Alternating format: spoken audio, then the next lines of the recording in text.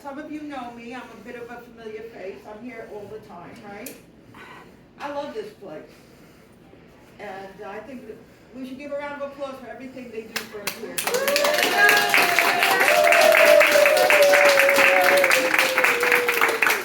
It's amazing. Boy, did I miss you guys during the pandemic. I had to make my own coffee. What's with that? I had to cook. I had to entertain myself. Yeah. I'm a senior, and it's not that bad. In fact, there are a lot of great things about growing older. If I'd known about that, I would have done it sooner. You know? But that's a silly joke because you can't speed up the aging process. Unless you have kids, that'll do it. I'm from Brooklyn, New York. I guess the accent might be a clue. Anyone from Brooklyn? What part of Brooklyn? East New York. East New York. That's great. I'm from a neighborhood with a very cheerful name, Gravesend.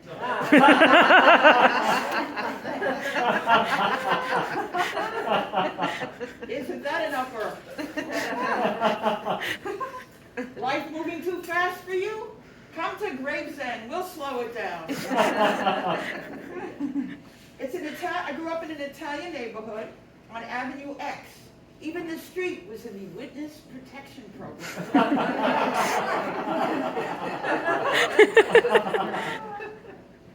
My parents were both high school teachers. My mom taught math. My father taught English.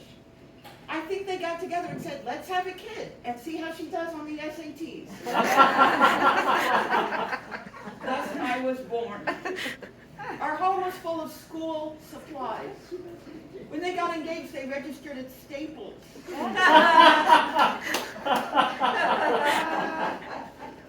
Some kids are born with a silver spoon in their mouth, especially in this neighborhood, right? I was born with a number 2 pencil. What are you gonna do?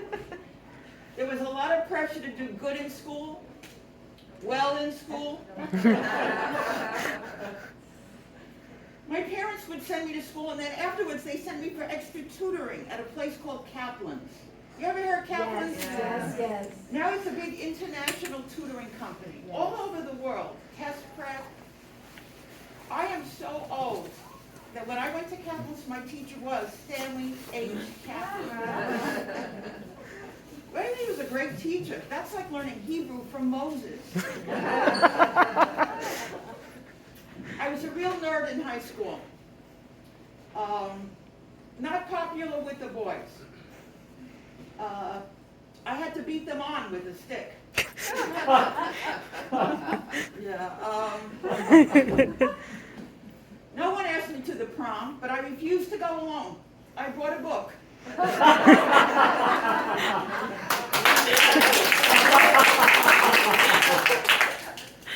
I did well in school. I ended up going to medical school. That's fun. 4 years of memorizing, regurgitating stuff on exams, seeing people, all that pain and suffering. You wonder why doctors charge a lot now? It's reparations. The first course in medical school is called gross anatomy. Oh, this is where you dissect dead bodies. At least the name is honest. It was gross. Very, very gross. And we nicknamed our body Ernie, so we could tell our folks we were working in dead earnest. You can groan. Right, let it out, let it out. And they said you could get extra credit if you figured out the cause of death. This medical school was in the Bronx, so that came down to find the bullet hole. Yes. So I became a psychiatrist because I don't like the sight of blood, especially mine. How do you feel about that?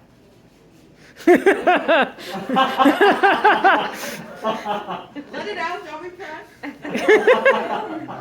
We're here, we're sharing. This is therapeutic, I hope. It is for me, I know. Anyone here in therapy? Really? Yeah. How long have you been in therapy? Too long. Too long. I'm I'm in therapy too. Oh, really? I've been in so long, I get frequent flyer miles. Yeah, I'm a big believer in therapy. I think if you need to go, it can be very, very, very helpful. Anyone in therapy but too ashamed to admit it? Anyone hearing so many voices, you don't know what I just said. Doing therapy in Manhattan, it's like selling Band-Aids at the Battle of Gettysburg. Very stressful work, very stressful. Every day you go in, and you face incredible fear, sadness, rage. That's just the staff. And I'm not kidding. The worst time's the holidays. Every year I get stuck working in the psychiatric emergency room on Christmas Eve. Last year I saw 12 hypochondriacs, 11 obsessive compulsive, 9 alcoholics, 8 anorexics, 5 crack whores. Patient came up and he goes, Doc, you gotta help me. I'm invisible. I said, I can't see you now. The other patient, he was delusional. He goes, I am a prophet. I am a prophet. I said, I'm sorry, this is a not-for-profit. Now, I'm not making fun of mental illness. There's nothing funny about that. Mental illness is very common. 1 in 100 people has schizophrenia. And the other 99 of us, not doing that well either. Now, there are a lot of street drugs around. There's this terrible drug out there now, I don't know if you've heard of it, it's called K2. Very dangerous. I hope nobody here ever tries any of that. But it made me wonder, whatever happened to K1? It didn't catch on? Was it the Chanel number 4 of the drug world? Just wondering. Let's see. I got interested in the field by reading Freud, Sigmund Freud. Anybody read Freud? If you haven't seen the movie, it's better. It's really better. He was a genius, Oh my God, he discovered the subconscious. No one else was aware of it. Let it out. That joke is going to hit you like a ton of bricks later on. In Europe, they still honor this man. There's even a Freud Airlines. Did you know that? The plane has 2 sections, guilt and shame. And the seats go all the way back to childhood.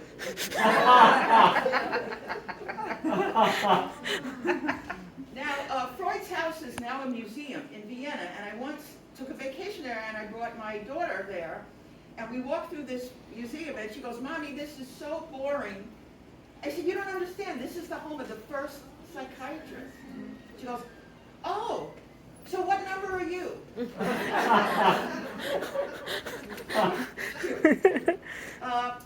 Even though I'm in the therapy field and in therapy, I still have my own issues. I am divorced. Thank you very much. It's working. It's working. Thank you, God. Freedom. Big fan of divorce. For me, it was my get out of jail card. Let no man put back together what a divorce lawyer has put us under. Good money well spent. I used a Groupon, but even so. As they say in Star Wars, may divorce be with you. In fact, every year I celebrate the anniversary of my divorce. I watch my wedding video backwards. I really recommend this. It's very therapeutic. It's an undoing, you see. First you see the bouquet flying back into my hand. You take the rings off. You look at each other and say, do I? Yeah. I don't like the word divorce, it's so heavy. How about certified pre-owned? I found marriage difficult. In our case, it started with the courtship, and that ship was headed right to court. You know, the first anniversary, the symbol is paper. For me, I was married for 6 years, so at year 6, our symbol was divorce papers. We didn't even make it to year 7, the 7-year itch. For us, at year 6, we had a severe allergic reaction. We signed our divorce papers with EpiPens. I was glad to get out. But, marriage, wow, I take it seriously. Am I the only divorced person here? Any divorced people? Oh, yeah? How's it going? Great. Great. See? Sometimes it's necessary. But it's a legal contract, folks. For better or worse, richer or poorer, sickness or health. What other contract would you sign where you agree to contradictory terms?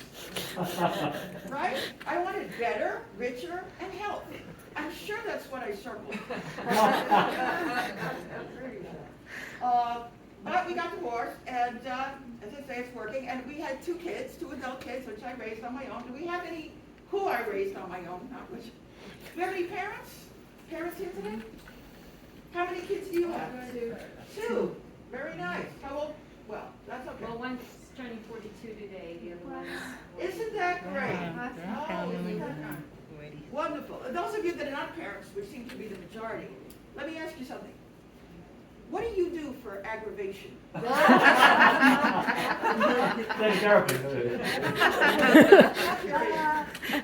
it's a tough gig. And the hours are terrible. People always say when they're young, people always say, enjoy them while they're young. It goes so fast. Did people say that to you? Yeah. If it went any slower, it would be a snail on Valium. Oh my God, I'm alone with these kids. My sister said, Ellen, stop complaining. Come on, you blink, and they're in college. No, I tried that. Not true. They were still in front of the TV. They got so much homework. It was ridiculous. You had to take their books to school in these luggage carriers on wheels. Every morning it was like, I dropped them off. I didn't know whether to say, have fun in school or have a nice flight. The pressure. Every year you had to come up with another project for the science fair. Remember the science fair? My favorite project was what wine helps mom pass out faster. That was a great project. I really enjoyed the research on that one. Yeah. We were in South Brooklyn, or Sobro. And my kids were in a high school where they had to take Latin. It's so ridiculous. Even pig Latin would make more sense. Latin. You know what I think of Latin? Gigantus vastus of timus. Or are they going to get a job working for Julius Caesar? Are they going to get an internship for the Holy Roman Empire? I went up to the school to complain. I did. I went up to the principal. I said, we're in South Brooklyn. Give us something we can use. Russian. He said, yet. There we were in South Brooklyn. Did you know, I learned a lot about it. There was a Russian mafia. How does this work? Do they make you an offer you can't pronounce? Yeah, it was hard. Lonely nights at home. My daughter was always on Facebook. My son was always on the Xbox. And I was always on Xanax.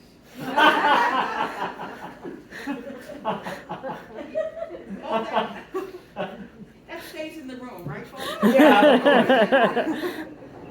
I hope so. You have to be a policewoman when they have those nights of homework. I walked around, I go, I don't see you studying. My daughter goes, I don't see you cleaning. Yeah. She wasn't wrong. She was not wrong. Some people do homeschooling. I just don't get it. I'm never home. I was never home. I'm going to have to get substitute teachers. The super, the doorman, the mailman. I don't know. We'd have practical classes like, today we're going to iron mommy's pants. Yeah. So as a single mom, my kids are grown now. And I'm dating, and I've never gotten married again. And dating is hard. I'll tell you. It gets lonely. I go to the dentist just to hear a man say, open wide. If